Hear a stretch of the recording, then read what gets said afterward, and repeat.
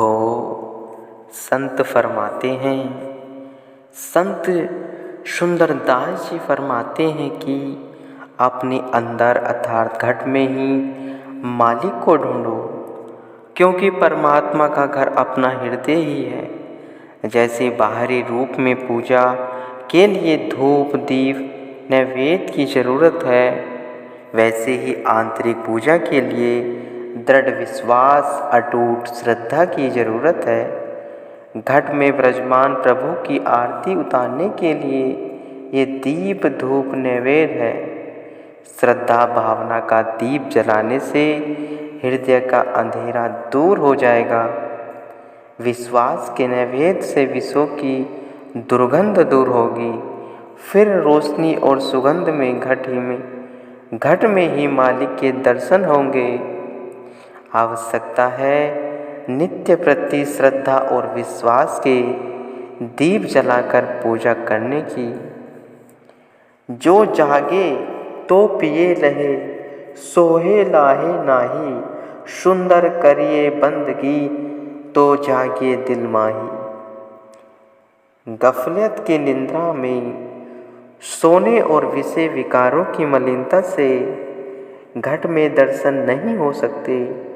बंदगी करने के लिए नित्य प्रति नियम अनुसार घट मंदिर की पूजा के लिए सद्गुरु के प्रेम के दीप जलाएं। वह नित्य प्रति अपने मन पर ध्यान रखे, तब प्रभु का दीदार संभव हो जाएगा। कई लोग ऐसा पूछते हैं कि पशु योनि ईश्वर ने दी है या स्वयं जीव ने मांगी है। इसका उत्तर यही है कि प्रकृति के नियम तथा कर्म अनुसार जीवों को ये योनियाँ मिली हैं। जैसे मनुष्य के कर्म होते हैं, उसी के अनुसार उसको ये योनियाँ मिली हैं। ईश्वर किसी के साथ पक्षपात नहीं करता और न ही ईश्वर ने किसी को अपनी इच्छा से ये योनियाँ दी हैं। संत महापुरुषों ने अपनी वाणियों में निर्णय दिया है, गुरु झरोखे बैठ के सबका मुजरा ले, जैसे जाकी चाकरी तैसा तय को देही।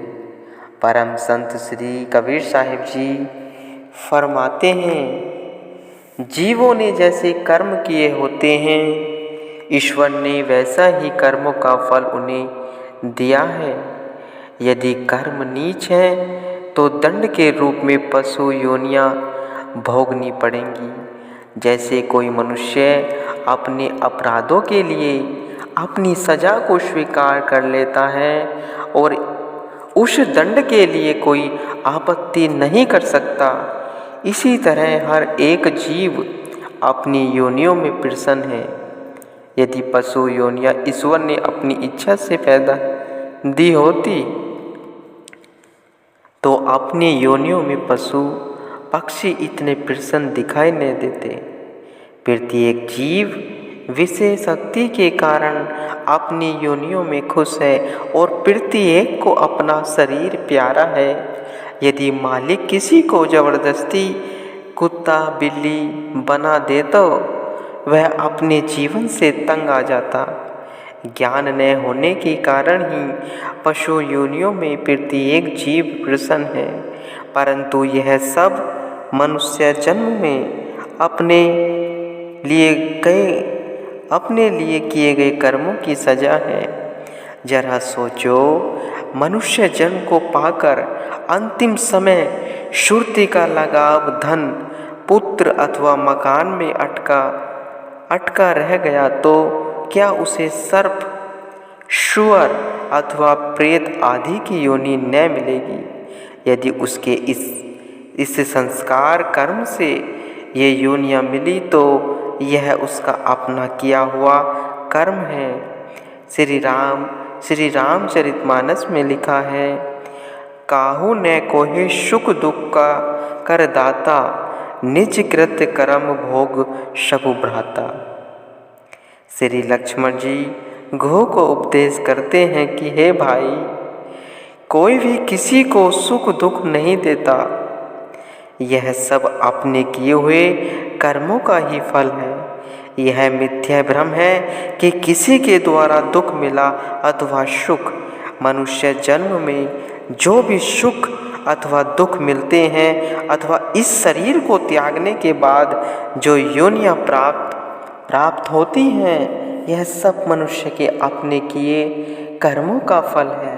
संत सहजो वाई जी ने लिखा है कि पशु पंछी नर शुर असुर जलचर कीट पतंग सब ही उत्पत्ति कर्म की सहजो नाना अंग।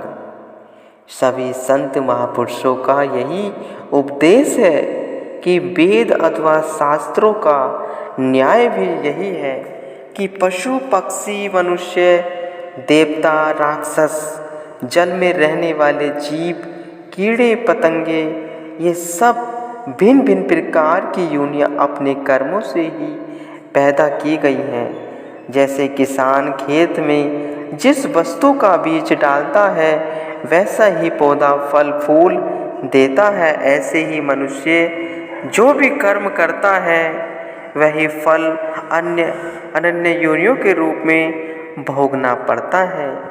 इसलिए संतों ने एक ही सुगम साधन बतलाया कि सद्गुरु के उपदेश अनुसार निष्काम कर्मों द्वारा जीवन को आचरणीय बनाओ। इसी साधन से सभी दुखों से छुटकारा मिलेगा, आवागमन का चक्र समाप्त हो जाएगा और निज पद को प्राप्त करके परम सुख एवं परम आनंद प्राप्त करेगा। पांडवों से भगवान श्री कृष्णचंद्र जी ने यज्ञ करवाया था, जिसमें ऋषि स्वपंच के भोजन करने पर आकाश में घंटा बजा था। यह भी अंदर का इशारा है, यानी योग यज्ञ के पूर्ण होने पर 10वें द्वार में घंटा बजेगा। अनाहत का इशारा है, अर्थात जो कुछ बाहर की रचना है वह अंदर की रचना है। महापुरुष ही अंदर की रचना को देखने पर जोर देते हैं। प्राय यह दृष्टांत सबने सुना ही हुआ है कि भगवान श्री कृष्ण चंद्र जी महाराज जी ने पांडवों से यज्ञ करवाया था। उसमें स्वपंच ऋषि सम्मिलित न हुए यज्ञ के संपूर्ण होने का घंटा न बजा। श्री कृष्णचंद्र जी महाराज जी ने कहा, ऐ मुख्य स्थान पर स्वपंच ऋषि बैठे हैं, उनके आने पर यज्ञ संपूर्ण होगा। ऋषि जी को लाने का कार्य द्रौपदी को सौंपा गया। द्रौपदी श्रद्धा एवं विनम्रता सहित ऋषि जी के पास गई और यज्ञ में पधारने के लिए विनय की। उसकी विनय को स्वीकार कर स्वपंच ऋषि यज्ञ मंडप में आए और उन्होंने 36 प्रकार के व्यंजनों को मिलाकर भोजन किया। द्रौपदी ने देखा कि ऋषि ने उन 36 प्रकार के व्यंजनों को मिलाकर भोजन कर रहे हैं, तो उसके दिल में यह संकल्प उत्पन्न हुआ, इन्हें तो व्यंजनों का रस लेना ही नहीं आता। सबको अत्यंत आश्चर्य हुआ कि ऋषि जी के भोजन करने पर भी यज्ञ की पूर्णता के घंटे की आवाज़ सुनाई न दी। श्री कृष्ण जी ने पांडवों को संबोधित करते हुए पूछा कि अवश्य ही कोई ऐसी बात होगी जिसके कारण घंटा नहीं बजा। तब द्रौपदी ने अपनी संकल्प को प्रकट करते हुए क्षमा याचना की। भगवान श्री कृष्णचंद्र जी ने द्रौपदी संत महात्मा रसवादन से निर्लिप्त होते हैं, तुम्हारे तनिक से संकल्प ने यज्ञ में विघ्न डाल दिया है, इसलिए श्रद्धा एवं प्रेम सहित पुनः भोजन तैयार कर उन्हें करवाओ। भगवान श्री कृष्णचंद्र जी के वचन अनुसार संपूर्ण संकल्प को मिटाकर प्रेम सहित पुनः भोजन बनाकर उन्हें करवाया तो आकाश में घंटा बजा और यज्ञ संपूर्ण हुआ। इसी प्रकार जीव को भी योग यज्ञ की पूर्णता के लिए संत महापुरुषों की चरण शरण में उनके वचन अनुसार चलना आवश्यक है।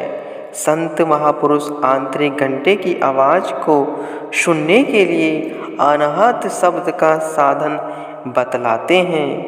चित्त में भांति भांति के संकल्पों के कारण यह शब्द सुनाई नहीं देता।